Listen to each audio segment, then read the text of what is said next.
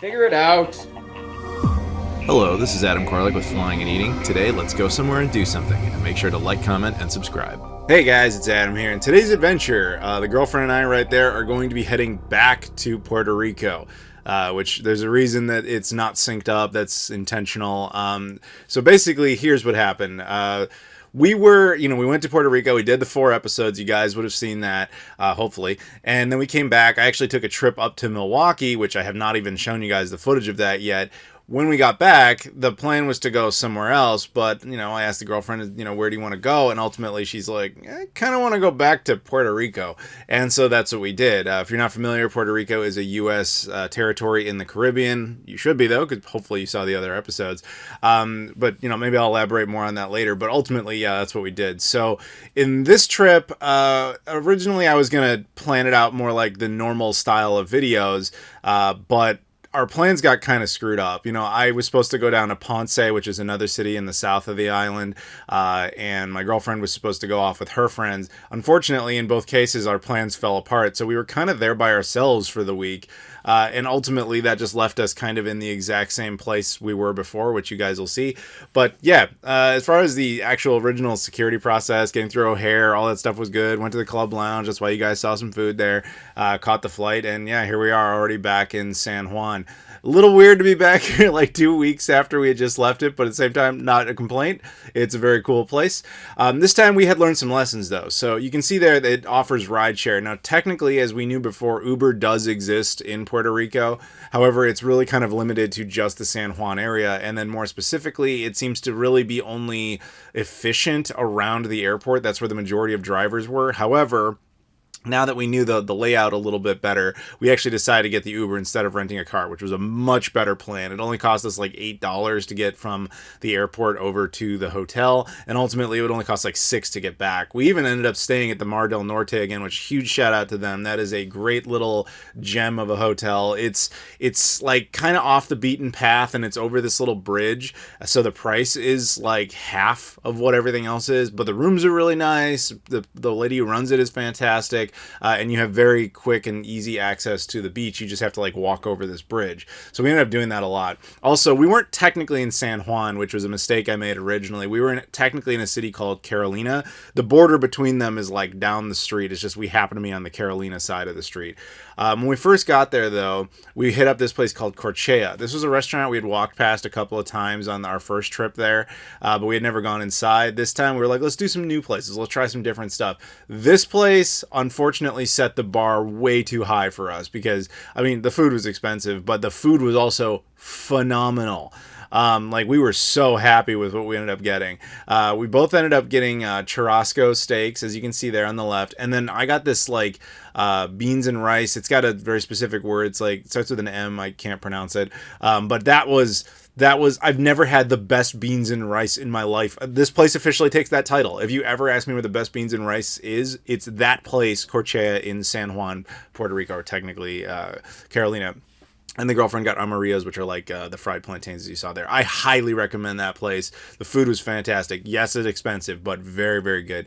But our daily routine at this point would have every morning basically consisted of we went out to the beach, which as you can see, we had relatively easy access to. And it's a great beach, by the way. But the reason I'm showing you this part specifically is about coconuts. Yes, they're tropical, it's fun, it's amusing. You can actually die from those. And that wasn't a joke in the first video. And it's not a joke anytime I say that. People get hit on the head by those things, you will die. So be very careful. Try to avoid those at all costs. There's a reason they cut those down around where people actually walk around. So just, yeah, it's not a comedy bit. Stay away from coconut trees. You legit can die if one of those things hits you on the head. But on a nicer note, yes, every day we would basically get up, go to the water, and as you can see, this area where we are, it's a tourist area, but down there, that's the real tourist area. Whereas this side is a little further down, so there's not a whole lot of people, which was very nice. We would just go in the water and just enjoy it every day. I've been swimming for years, ever since I was a little kid. I started swimming at the age of 2. My mom made sure of it. So I take to the water like a fish, it's no problem for me. My girlfriend is not the most confident swimmer, so I was very proud of her because, every day she went out a little bit further, a little bit further, a little bit further, and then eventually she was much more comfortable in there. But, don't push yourself too much if you're out there, practice in pools, learn to swim, respect the water, and then eventually you can become a strong swimmer, because obviously in the ocean that can be a lot more intense than in a pool, because you have constantly be hitting by waves and all that. Just be safe is what I'm saying. But I also decided to take you guys down to that more touristy spot that I was talking about. Now down here is where there's more hotels and there's a lot more people and a lot more activity. So when you actually go and see the water, you'll see that there's way more people set up with tents and umbrellas and all that sort of stuff, because this is like, this area you're looking at there is very much the more touristy spot from what I've gathered. Where we are is just slightly further down. That's what I'm pointing at. And down there's just not that many people, which I always appreciate. I like when there's no people near my beach, if you will. San Juan, I got to give it props, or Carolina again, technically, is the second best beach I've ever been to. I still give it to Guam. I still think they do that better, but yeah, this is amazing. But as you can see, if you stay just a little bit further down the road, it just feels more like a normal beach, which I'm not a fan of. I don't like it when there's a lot of people, but stay a little bit down there and all of a sudden there's no people. With one exception, there was one deranged homeless man who came and started screaming at me for a little bit, but aside from that, that was a very different situation. But we also checked out a restaurant there called Alembic Beach Lounge. This place was not the best. It's supposed to be a brunch place. And it says even right there, you have brunch ends at noon. So we got there at like 11:20, and by the time, and then we sat down and they're like, oh yeah, we're not doing brunch anymore. It's just like the lunch menu, even though we're like an hour, well, more like 45 minutes early. So whatever, we got this. I got these like fried pork balls, and I was chasing that ghost, man, that rice. I wanted that again. I wanted that hit. The pork balls were just tasted like I was eating fried oil. Like the meat was okay, but it didn't taste like anything. I got desperate and started putting ketchup on it. That was not a good sign. The rice didn't even come close to the others, and the girlfriend got the fish and the white rice, which she wasn't too happy with. So to cleanse our palates, we went to this place, the Frappe Factory coffee shop, which is like, from what I can tell, an actual like Puerto Rican chain, but there's only a couple locations. We both got these like fancy super sugary frappes, and amusingly, when I ordered them, she's okay, do you want coffee in them? Like, we've gotten to the point where we don't even pretend these are coffees anymore, although we did put coffee in them. I got the Kinder one, which is like a German kind of candy bar. That's what's sitting there on top.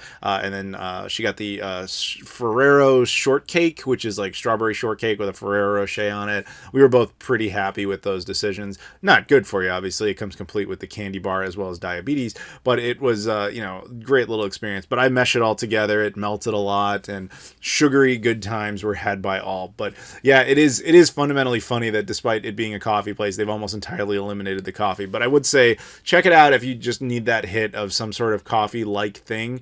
But actual coffee doesn't seem to be the thing they focus on much. Later, we would go over to Los Chamos Arepas, which if you saw the earlier episodes, you would know. This is just like a 24-hour kind of a, stand that has relatively decent, little sandwiches. So there's like cheese in there, there's beans, there's avocado on that one on the left. I don't remember all the other ingredients at the time. I'm pretty sure they were both either like chicken or beef or something like that. There's a whole bunch of them, but I like these little sandwiches. I had a bunch of them the first time, although ironically on this trip, I don't think I ever actually went there because these two were not for me. But I would recommend that place kind of in a pinch. There's definitely better food, but it's also, on a budget, that's not bad either. And this is also a place called Playa Papaya. In the first series, I think I referred to it as Playa Papaya as some sort of joke. But this time we actually went to it. There's one location that no longer exists. They still have the sign up. And then this is the location that does exist. And it happens to be around the corner from the place I said that wasn't that great.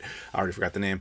This place is a really good little breakfast spot, but it is chaotically busy. Like, as soon as they open, it's not that big, you can see. And it fills like almost instantly. Like the first time we went there, we waited for maybe like 45 minutes. And you can see what she got there, which is like a bowl of fruit and some granola because she eats healthy like an adult. I do not, as you can see, the Nutella waffles and everything.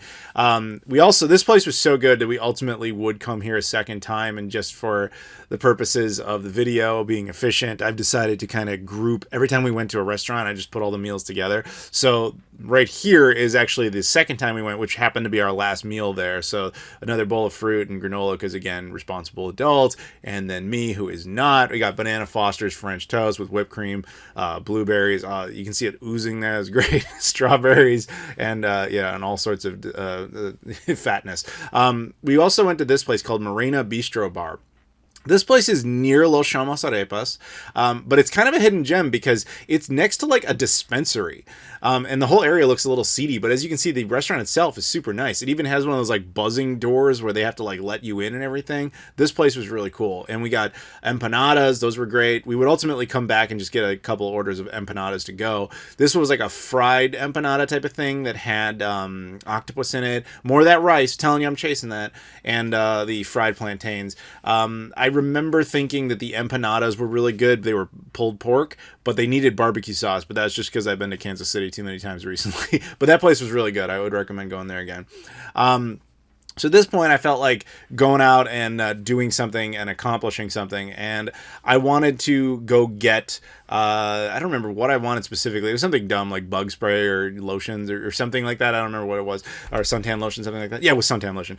But while I was out, I took the opportunity to go and kind of explore and see if there was any just random things I would find. Because one of my things is I like going into stores and looking at products, like grocery products, and see if there's any weird oddities in there. This one I did not notice before. These are Biscoff creams. They're kind of like, I guess you would say, like Biscoff style Oreos. These are made in like New Jersey. Okay, they should be a thing that I have seen before, but I don't think I've ever actually noticed them outside of San Juan. And that cannot be true, but they must exist, but it just took me by surprise. And that one, Borden is a brand that I've been familiar with. It's been around forever, but that is a specific Puerto Rican mix of their cheese. Didn't know that was a thing. Also got these. If you saw the first series, Coco Rico is a soda basically exclusive to to Puerto Rico, as is this Sprite Daddy Mix, which by Daddy Yankee, who I think is a rapper. This is like a kiwi strawberry-ish type of Sprite. It was actually very good, to the point where we bought a couple of extras. We couldn't bring them back, unfortunately. And same with Coco Rico, but the Coco Rico is like carbonated coconut water. If you like coconut water, you would probably like that. It's basically the exact same flavor as in soda, except it has no nutritional value, just like Sprite. We also went back to Bistro Cafe. This is a place we hit up in the first series.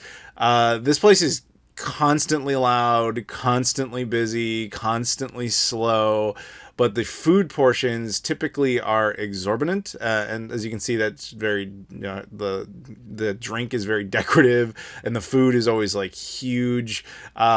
I have mixed feelings on this place. Like, I recommend the actual food mostly, but kind of everything around it is harder to recommend because every other quality of it. But I recognize that they're busy and that's going to be chaos that goes with it. But, you know, it is what it is. This was a churrasco steak omelet that also obviously had that giant piece of toast, which is kind of traditional. This, though, super hidden gem. This place is called Fusion and Sabor. This is next to, yes, you see it, it's next to Condom World. This place, you go up a second stair. This was probably our favorite spot now. As far as restaurants go. It did not have enough customers. It sorely needs them. Staff was super friendly. They spoke English, but not super well. Of course, my girlfriend speaks Spanish, so it's not a really big deal. But man, the food was phenomenal. We got empanadas there. These are like beef empanadas, the fried ones instead of the baked ones, which you'll see the inside of here in a second. There you go. Look at that. It's like ground beef. Man, those were flavor country. We were super happy with that. We also got, I was following that rice. This one, almost as good as Corcea's. It's like a 51 to 49 vote. Still in favor of Corcea, but you would not be disappointed with this rice. It was very, very good. And then my main course here, this is a mofongo. Mofongo is a traditional like Puerto Rican dish that typically consists of plantains being kind of grounded up, kind of like a potato, and then you put sauce and stuff on it. He kind of referred to it as like a deep dish mofongo, and he did not know I was from Chicago, so it was kind of an amusing thing. We ultimately would go back there because that place was great. It was the churrasco mofongo. It was so good. Came back. These are cheese empanadas, which are they're smaller, but they're just filled with or queso empanadas more specifically. They were very good as well. Although he made like a special sauce we put him in. And this, I don't even remember what it was. It was like a pork, like tenderloin type of thing, along with the fried plantains. I got an order of French fries with it too. And the girlfriend got, I don't even remember what she got. As you can see, I remember her being very happy with what she got. We both rather enjoyed our food there. I highly recommend that place. We even got featured on their Instagram later on, which was kind of amusing. And of course, it came with a free mint at the end. So yeah, that was pretty much every restaurant we went to. And then we are ready to head out. Like, that was a whole week kind of condensed down, just because, again, we didn't have the opportunity to kind of go off with our friends like we had wanted originally. So we just kind of were like, all right, this will just be for us. We'll just have some fun down in Puerto Rico. But inevitably, what has to happen is that, you know, the trip does come to an end, and we decided to get some food in the airport because we had kind of a late flight. And we checked out this place called Fresh at the Gate, which was surprisingly okay. You know, I got like a tuna sandwich there with everything. Very expensive, you know, I mean, airports. But if I ate that at a Subway, I'd be very happy. But eating that at an airport, it's like, man, that's just expensive. And then this thing was a guava quesito, so it's like a cheese, like a cream cheese filled thing. It was not bad. I'm sure a fresh one would have been a lot better. But yeah, then you go down that long tunnel and get prepared to go back home, sort of. We ultimately had to switch planes in Houston again. Annoyingly, the flights to Chicago are usually only on the weekends, and then during the week it typically ends up not being direct, which, whatever. Kind of a cool flight route, actually. We flew like all the way over Hispaniola, over Jamaica, partially over Cuba, over the Caymans as well, and then ultimately up into Texas. But yeah, they're back at IAH, and then we did not stay there very long, caught our connection, and we were on our way back to Chicago. That was kind of cool timing that the lights just happened to go out while I was filming. But yeah, I mean, that's really it. I would, if you've never been down to San Juan, and you like the idea of a tropical vacation, I mean, you could do worse. San Juan's pretty good. It's also relatively close to the American mainland, so highly recommend checking it out. I want to, thank my girlfriend for being a good sport and coming down there and having a good time with me. Thank you guys very much for watching. As always, if you could please like, comment, subscribe, hit up the social media stuff in the description, Twitter, Instagram, Facebook, Discord, Patreon, etc. I appreciate all that. Hopefully you guys enjoy O'Hare's Light Tunnel. Thank you very much for watching, as always, and I will see you all later.